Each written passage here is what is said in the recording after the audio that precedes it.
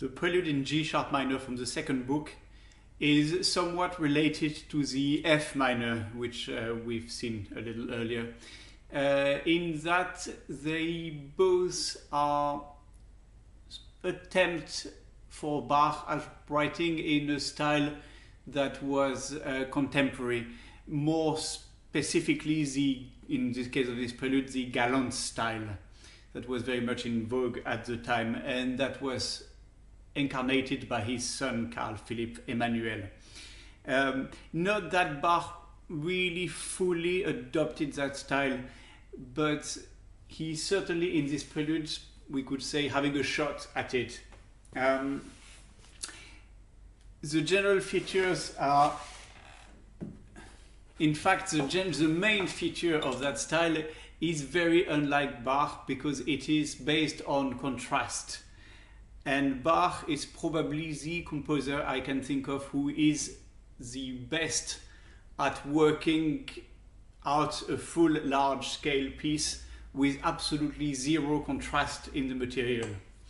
Here you have contrast, and that's already clear in the first two bars.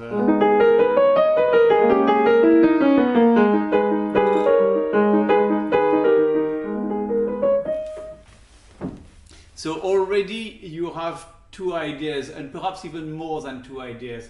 You have this sinuous phrase, which carries on, if you listen to the semiquavers, carries on the bass by,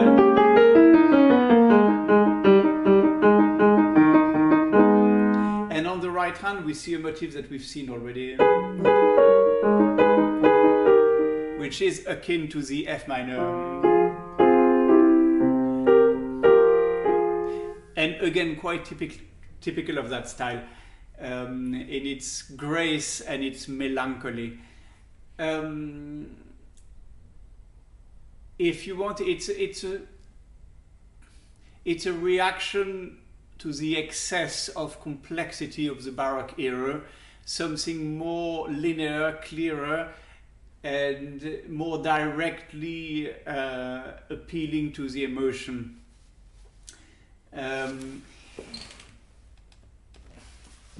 But somewhat similar to the F minor, one can sense that this working out of opposite material, contrasted material, is not completely comfortable for Bach.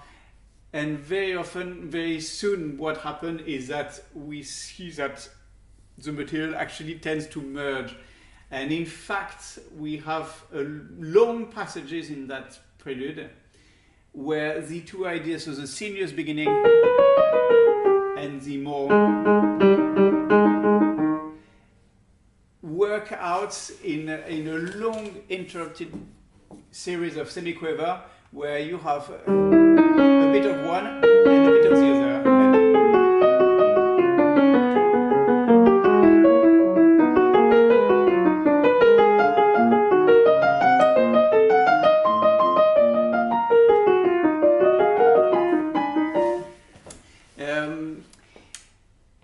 I will now confess that this type of prelude is not what makes me enamored with Bach. If I want to devote so much of my time and my life as an artist playing Bach, it is not for this sort of thing. I have a feeling that Bach was in some ways fulfilling a duty to be comprehensive and presenting all the possible styles available at the time. I don't feel, but perhaps I'm wrong there, I don't feel that it came very deeply from his heart. I feel that there is quite a bit of padding in that prelude. And that phrase of semiquaver that I just played, which is only the constant repetition at different tessitures of the same very short motif, keeps reoccurring.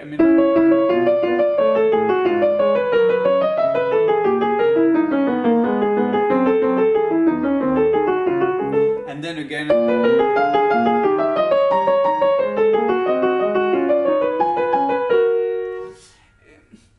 I can't say that I find this genuinely inspired. It feels a bit like work to it. I do like the prelude, I do like playing it, but I must confess that I never liked Bach so much that when he writes in the Stile Antico. That's for me where he's at the pinnacles of his creative powers. The fugue is not in Stile Antico, but I do find it much more naturally congenial, if you like. It is a three-part fugue, very clear, that I associate with the D sharp minor of the first book, which was this.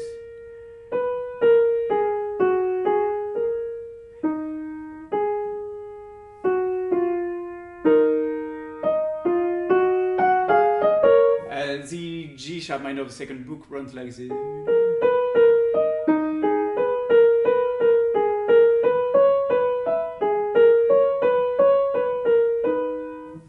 And I call this the Purgatorio fugues, by which I mean it's something that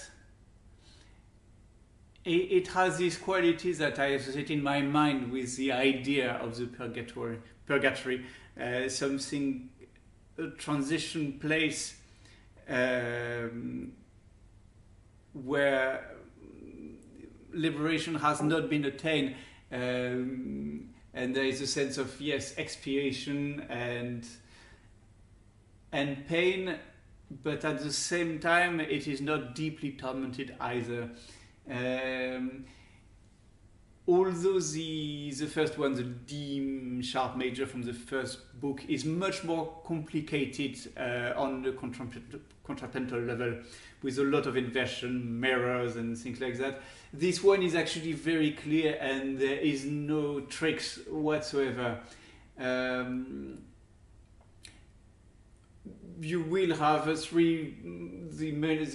subject of the fugue on one voice and some other things really happening on the other part.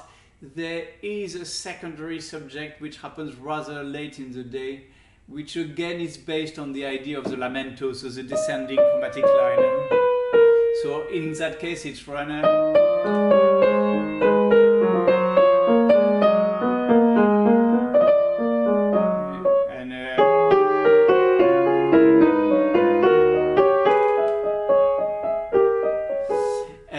they do merge at some point, so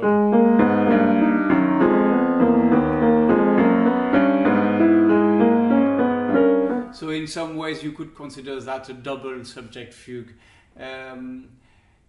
The peculiarity, if there is one in this fugue, is that the subject is the exact opposite of the E minor. If you do remember the episode, the E minor counts as the fugues which has the greatest diversity of note value in the subject. So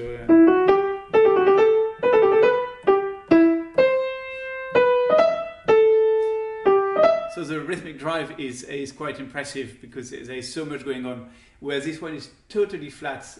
And I don't want to speak without being too sure, but I think this is the only one, certainly in the second book, which has an even rhythm for the subject.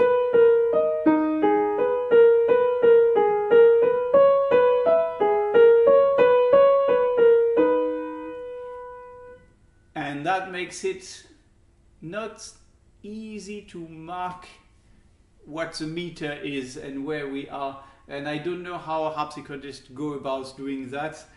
I go by very small accentuation.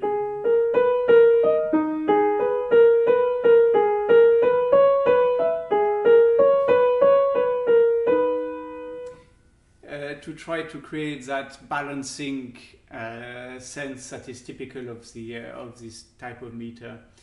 But yeah, so for me that fugue is what really matters in this set. Although the prelude in some ways is more original and less more atypical.